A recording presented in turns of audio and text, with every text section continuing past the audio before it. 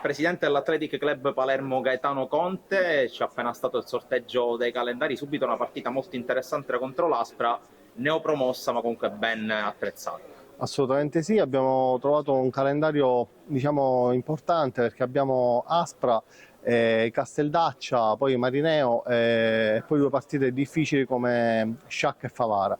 Noi siamo comunque contenti, diciamo che non, abbiamo fatto un po' la cabala del sorteggio, ognuno ha detto il nostro, ma in realtà non cambia. Tutte le squadre di questo campionato di eccellenza sono squadre comunque difficili da affrontare, saranno squadre che daranno filo da torcere lungo il campionato, quindi comunque sia siamo contenti del sorteggio, ma andava bene incontrare chiunque. Siamo pronti e vogliamo giocare, vogliamo divertirci e scendere in campo il prima possibile.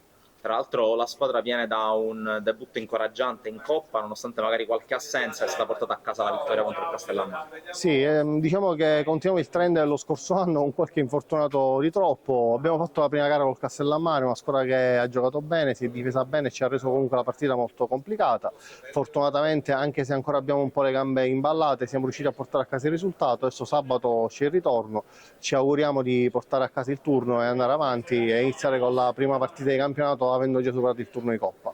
Tra l'altro l'Athletic Club Palermo ha messo a segno un mercato molto importante anche per, tra virgolette, tenere testa a quelle che sono le big designate, ovvero sia Nissa e Pro Favara su tutte. Come vedi la squadra, soprattutto nel contesto del girone d'eccellenza che è sempre più forte? Allora, io innanzitutto sono contento del lavoro che abbiamo fatto con i miei soci e con tutti i dirigenti. Abbiamo affidato al nostro direttore in mano un budget importante per poter fare una squadra composta da calciatori che sono molto esperti in questa categoria per poter dire la nostra.